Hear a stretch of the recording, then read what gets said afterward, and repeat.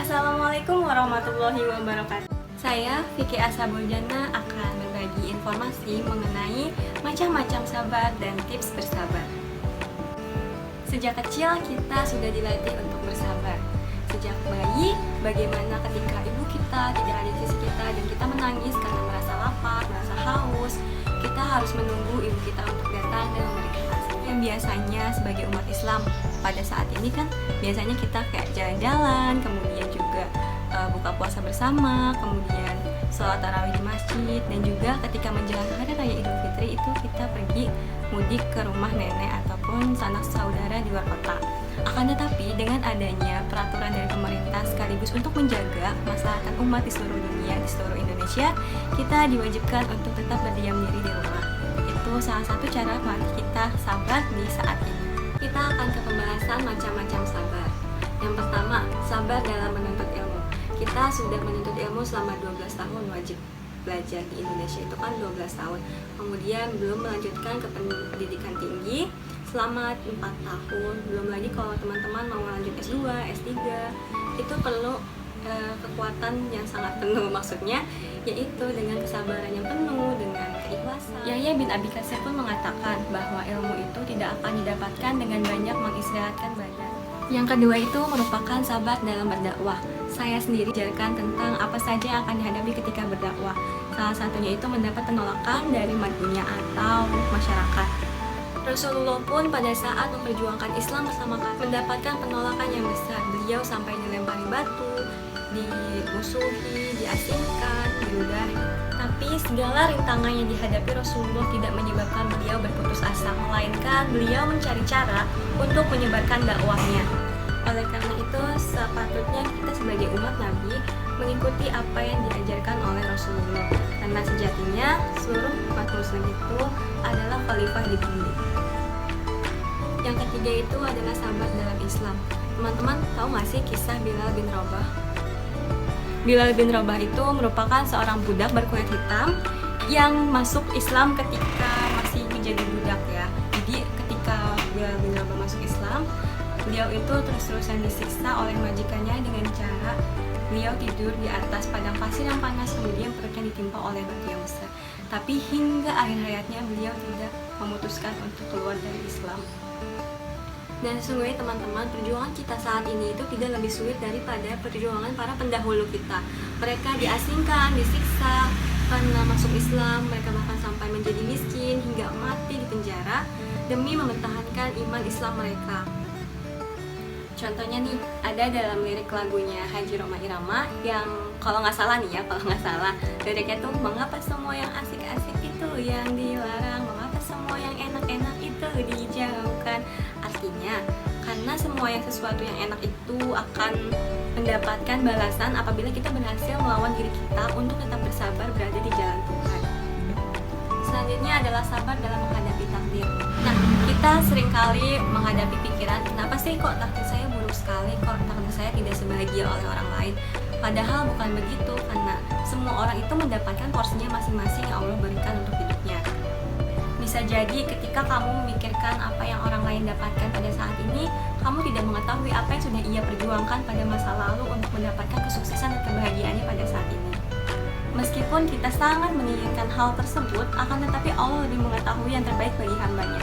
Maka tetap berikhtiar di jalan Allah dan tetap berhusnuzon kepada Allah. Selanjutnya itu sabar dalam menghadapi teknologi. Kenapa sih kok teknologi ikut poin ini? Karena kan saat ini teknologi itu sudah tersebar di mana-mana. Salah satu dari teknologi itu adalah media kan kita berhubung. Nah, kita itu dihadapkan dengan banyak permasalahan di sosial media. Contohnya, karakter orang di sudut pengguna sosial media itu kan berbeda-beda. Pasti kita harus sabar dalam menghadapi mereka. Dan di sosial media itu kan kita bisa menemukan apapun. Kenapa? Kita bisa saja menemukan hal-hal yang tidak baik di sosial media tersebut. Tapi apabila kita menahan sabar untuk tidak membukanya, itulah perjuangan yang sebenarnya dilakukan. Oleh karena itu, kita pintar-pintar dan dalam menggunakan sosial media kita bisa memberikan hal-hal yang bermanfaat untuk orang lain atau memotivasi orang lain, dan pokoknya hal-hal yang positif bagi diri kita dan juga bagi orang lain. Dalam menghadapi kesabaran itu, kita artinya tidak mengeluh, tidak melampiaskan kekesalan kepada orang lain, dan juga tetap berusaha. Ada sebuah kisah yaitu kisah seorang pengrajin kayu yang dia tuh memiliki beberapa potong kayu nih. Dia tetap berusaha memotong kayunya. Potongan kayu pertama itu dia berhasil hanya dengan sekali pukulan, kedua juga sekali pukulan. Nah, kayu yang ketiga ini dia memukul 3 kali tidak berhasil, 5 kali juga tidak berhasil, hingga pukulan ke-100 dia tidak berhasil. Kemudian si tukang kayu ini menyerah. Kemudian tidak lama dari ia menyerah, ada seorang sufi. Beliau berpakaian serba putih. Kemudian seorang sufi ini mengambil alih alat yang digunakan untuk memotong kayu. Pada pukulan pertama, sufi ini juga tidak berhasil, potongan kedua tidak berhasil. Baru pada potongan ketiga, sufi ini berhasil memotong kayunya. Kemudian si tukang kayu ini bertanya, "Wahai sufi," pokoknya gitu aja ya. "Nah, kenapa engkau bisa berhasil memotong kayu ini? Pastilah engkau memiliki kekuatan yang besar." Kemudian sufi itu menjawab, "Bukan seperti itu, saya tidak memiliki kekuatan hebat, melainkan kayu ini akan potong pada potongan ke-100. Karena engkau tidak bersabar, maka akulah yang berhasil memotong kayu ini." Makna dari cerita tersebut adalah ketika kita melakukan sesuatu dan memperjuangkan sesuatu, namun jalan yang dirasa sangat sulit hingga kita hampir menyerah dan tidak akan melanjutkannya lagi, kita tidak boleh menyerah begitu saja, karena pasti Allah menciptakan atau menyiapkan suatu hal yang sangat indah di akhir perjuangan kita. Oke teman-teman, jadi mungkin itu ya yang tadi saya sebutkan, macam-macam sabar. Sebenarnya masih banyak banget macam-macam sabar yang bisa teman-teman cari lebih lanjut, karena kan kita itu hidup dan banyak banget pelajaran yang bisa kita ambil. Selanjutnya saya akan memberitahu atau membagikan informasi mengenai tips dan trik cara melatih sabar. Tips yang pertama, kemudian tips yang kedua, tips yang ketiga,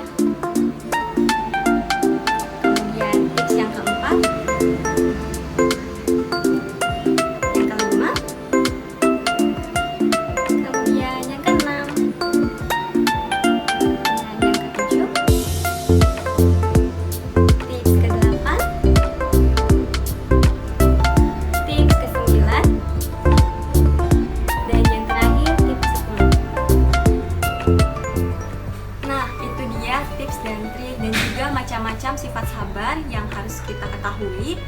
Maka teman-teman, bentuklah diri kita menjadi pribadi yang sabar. Memang tidak mudah seperti membalikan telapak tangan.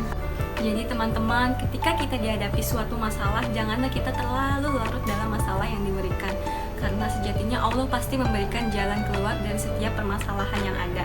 Jadi tetap berusaha dan percaya bahwa Allah akan memberikan jalan yang terbaik bagi kita umatnya. Selalu ada jalan, selalu ada celah, selalu ada peluang bagi hambanya yang tetap berusaha dan tetap berdoa, juga tetap bersabar di jalan Allah. Mungkin hanya sampai sini saya bisa menemani teman-teman semua. Semoga apa yang saya sampaikan bermanfaat. Mohon maaf apabila ada kesalahan dalam berucap dan dalam bertindak, yang disengaja maupun tidak disengaja. Kesempurnaan adalah milik Allah dan kehilafan adalah milik kita sebagai hambanya. Jadi sampai bertemu di lain kesempatan. Wabillahi taufiq wal hidayah. Wassalamualaikum warahmatullahi wabarakatuh.